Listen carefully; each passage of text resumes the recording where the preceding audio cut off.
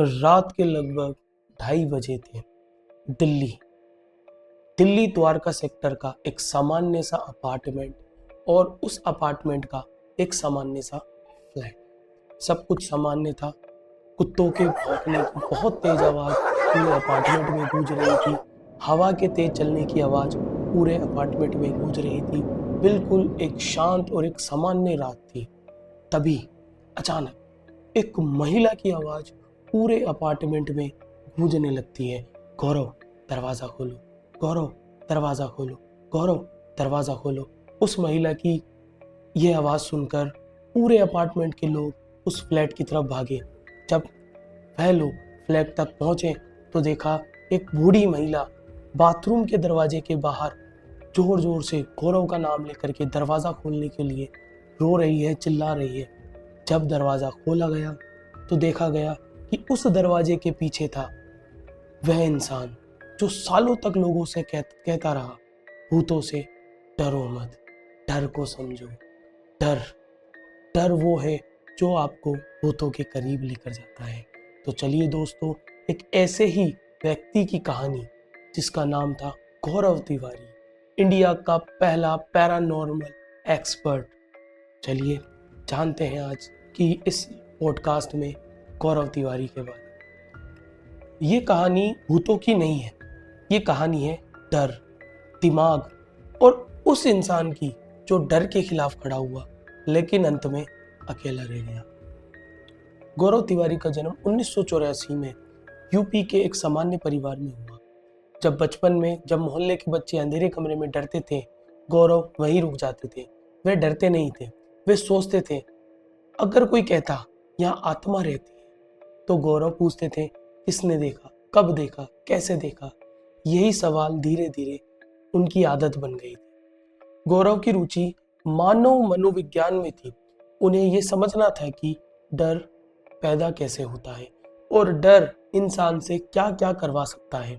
वे कहते थे डर एक भावना नहीं है, यह एक प्रतिक्रिया है। यही सच उन्हें पैरानॉर्मल की दुनिया तक ले गई, लेकिन एक वैज्ञानिक की तरह। साल 2008 था। भारत में भूत प्रेत, तंत्र मंत्र और अंधविश्वास अपने चरम पर था। तभी गौरव तिवारी ने बनाई PSI, paranormal society of India. इसका उद्देश्य साफ था, डर के बिजनेस को खत्म करना, झूठे बाबाओं को बेनकाब करना और तथ्यों के साथ सच दिखाना। PSI की जांच में होता था EMF मीटर, जिसके द्वारा आसपास परिवर्तन हुई इलेक्ट्रोमैग्नेटिक वेव को पकड़ा जाता था। थर्मल कैमरा जो आसपास के तापमान में अचानक हुए परिवर्तन के बारे में बताता था, और ऑडियो एनालिसिस जो छोटी छोटी आवाज़ों को भी सुन लेते थे और रिकॉर्ड भी कर लेते थे। जो नहीं किया जाता था गौरव तिवारी के द्वारा वो थी कोई पूजा नहीं, कोई झाड़ फूक नहीं और कोई भी किसी भी प्रकार का दिखावा नहीं। आप मान सकते हैं ये वो बाबा थे जो बिल्कुल पैंट और शर्ट के अंदर आपके सामने आते थे। गौरव तिवारी को सबसे पहले पहचान मिली हिस्ट्री टीवी 18 का शो भूत आया। यहीं से गौरव तिवारी घर घर में पहचाने जाने लगे।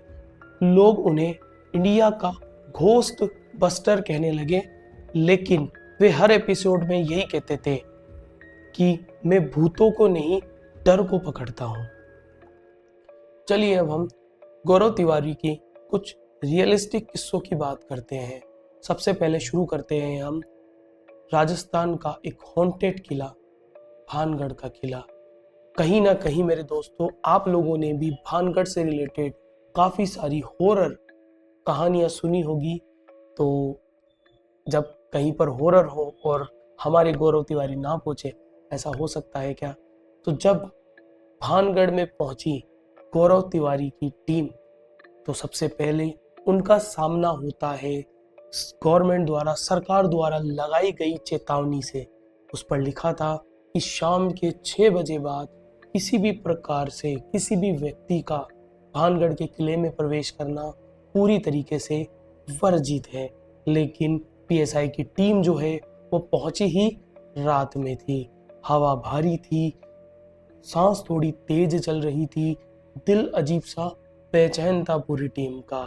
तभी गौरव तिवारी की आवाज आती है, ईएमएफ मीटर को चालू किया जाए, थर्मल कैमराओं को लगाया जाए।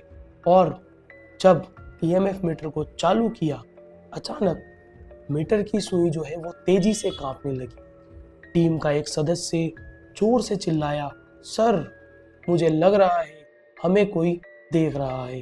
तभी गौरव ने बहादुरी से कहा, डर तुम्हें देख रहा है।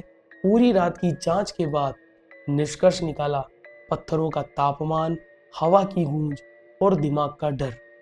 यही कुछ बातें हैं जो भानगढ़ को हॉन्टेड बनाती है।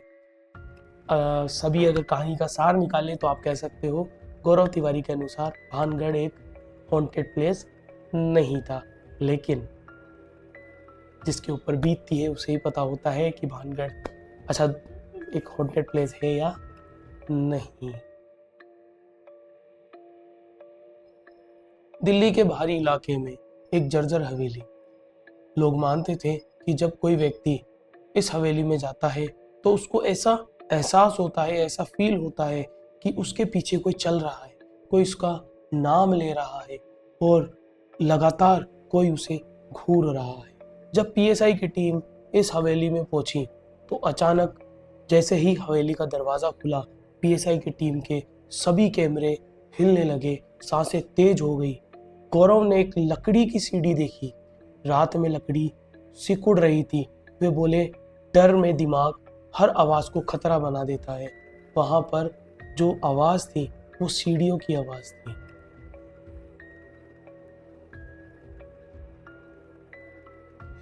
एक और किस्सा गौरव तिवारी के साथ में जुड़ा हुआ है, वो है मास हिस्टीरिया। जब गौरव तिवारी गांव में पहुंचे तो वहां देखा कि सभी महिलाएं, बच्चे और पुरुष एक ही आवाज में चिल्ला रहे हैं और एक ही जैसी हरकतें कर रहे हैं। लोगों ने कहा कि सभी लोगों पर भूतों का असर है, भूतों की बारात ने उन पर अटैक कर दिया है।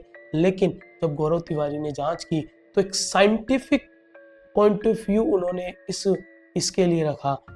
गौरव तिवारी ने बताया कि इन लोगों में नींद की कमी, धार्मिक डर और अफवाह है जो कि मास हिस्टीरिया का कारण बना है। चलिए दोस्तों, अब गौरव की हम अपनी लड़ाई की बात करते हैं। दूसरों का डर मिटाते मिटाते गौरव अपने अंदर सब कुछ समेटते गए। वह चुप रहने लगे, अकेले रहने लगे। एक बार उन्होंने कहा कि कुछ जगह भूतों से नहीं, यादों से भरी होती है।